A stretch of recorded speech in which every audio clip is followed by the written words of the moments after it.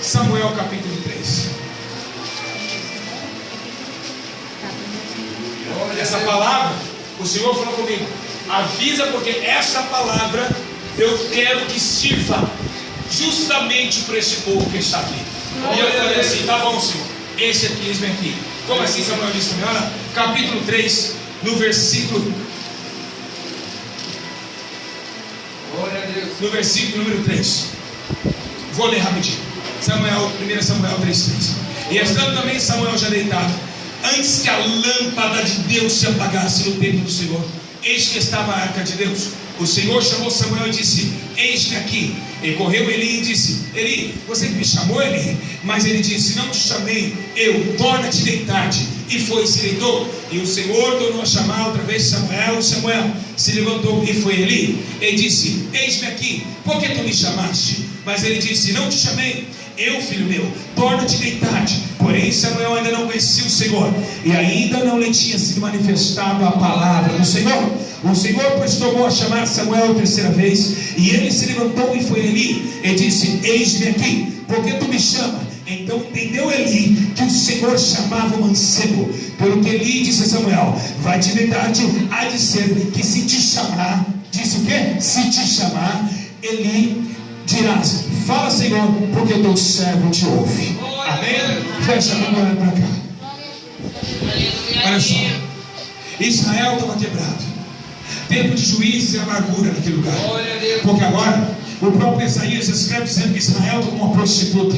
Israel está adorando outros deuses. Israel está se curvando a outros deuses. No entanto, que ali o sumo sacerdote Eli estava já cansado, ao ponto de nós entendermos essa palavra que Deus chama 3 vezes para Eli entender que Deus estava naquele lugar, que Deus estava falando naquele lugar. É isso que tem acontecido. Eli está cansado, como todos os irmãos nesses últimos dias, parentes nossos, amigos, crentes, obreiros, pastores, estão cansados, porque Eli está fadigado espiritualmente. Ele parou de entender as coisas do céu e agora está sitiado as coisas da terra, ao ponto que quando Ana está chorando, Ana está cheio do Espírito Santo. Quando Ana está chorando para conceber esse menino, a Bíblia diz que Eli olha para ela e diz que ela está embriagada.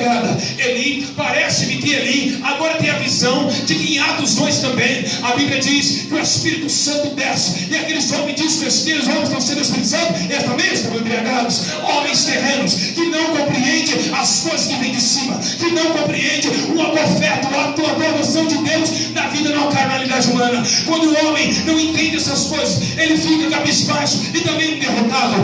Eli está tomando o sacerdote de Israel com a mão também, com os olhos de puro. A Bíblia diz no livro de Romanos, capítulo 1, versículo 32, que Paulo fala e adverte que os homens estão todos cheios de iniquidade, prostituição, malícia, avareza, e ele completa dizendo assim: todos que pecam dessa forma, e aqueles que permitem os que pecam e andam com eles, também estão do mesmo jeito. Ele estava, porque Ofni e Finéias, os seus 2 filhos, se prostituíam na casa de Deus, se também faziam coisas terríveis dentro da casa de Deus. Ele fazia com que a sua vista seja grossa. Ele esvaziava a vista do céu e olhava com as vistas humanas. Assim também como foi com Davi. Davi, um homem segundo o coração de Deus, colocou um dia dentro do seu castelo, colocou o coração de Deus de lado e olhou o seu próprio coração, ao ponto de Salomão escrever dizendo: enganoso é o coração do homem mais do que todas as coisas. E a Bíblia diz que quando Davi foi, ele pecou contra Betseba, quando Urias foi para a batalha, e assim ele morreu.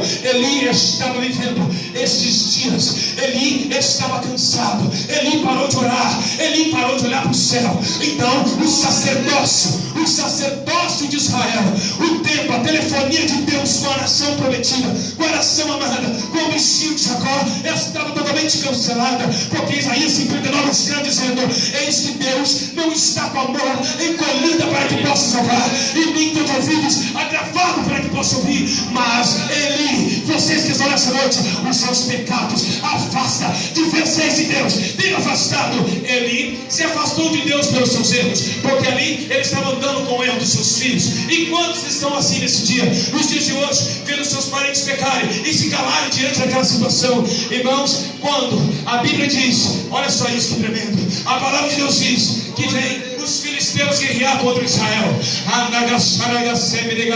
Quando os filisteus vêm pelejar contra Israel, a Bíblia diz que Israel começa a perder a batalha, Israel começa a ser dizimado, Israel começa a perder a batalha. Então ali vem um soldado vem manco, quem sabe, avisando Eli: nós estamos perdendo a batalha, nós estamos ali quebrando, eles estão acabando com tudo, estamos perdendo. E ali aquele soldado morre. Eli então, ali o Ofni e Finéias toma notícia, e eles vão com mão de pecado, mão de impureza, mão de prostituição, tocar naquilo que é de Deus. A Bíblia diz que a arca da aliança que travou o Rio Jordão a mão de Josué, essa arca estava tomada de glória. Então tomam a arca com mãos impuras. Esses homens vêm como se fosse sacerdote. Olha, 2 sacerdotes, porque se o sacerdote podia tocar na arca, então vai lá, Ofni e Finéias, cheio da arca, cheio da aliança, e vão guerrear, e vão entrando dentro do arraial. Então, irmãos, a Bíblia relata que a Bíblia relata que quando eles ficam sabendo que a arca da aliança vem no meio do martírio, a Bíblia diz que o povo escolhido começa a sapatear, começa a dar glória a Deus, e o tremor começa a tomar a terra. Os filisteus falam: vamos morrer. Aí vem a arca.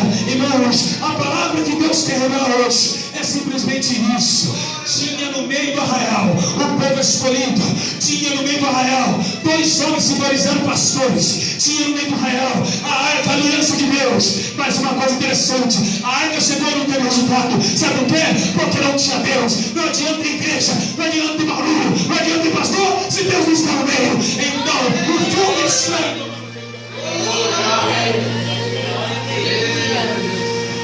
Não tinha Deus porque Deus não está no meio do pecado. Verdade. O povo morreu porque as mãos estavam sujas na obra. Deus escolheu você, sim. João 15,16: não escolheste vós a mim, mas eu escolhi a vós. Mas sabe o que ele diz? Trazai e dá frutos. Até o Paulo diz: olha, produzir frutos dignos de arrependimento. Agora me diga uma coisa: se esse irmão aqui é um gaúcho, eu vou saber se ele estiver tomando aquele negócio que os gaúchos tomam.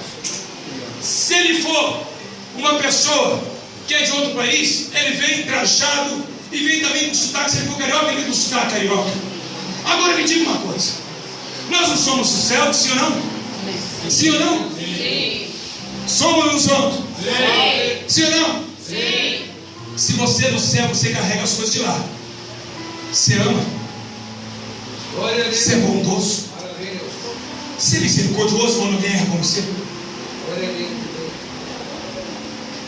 Você tem misericórdia.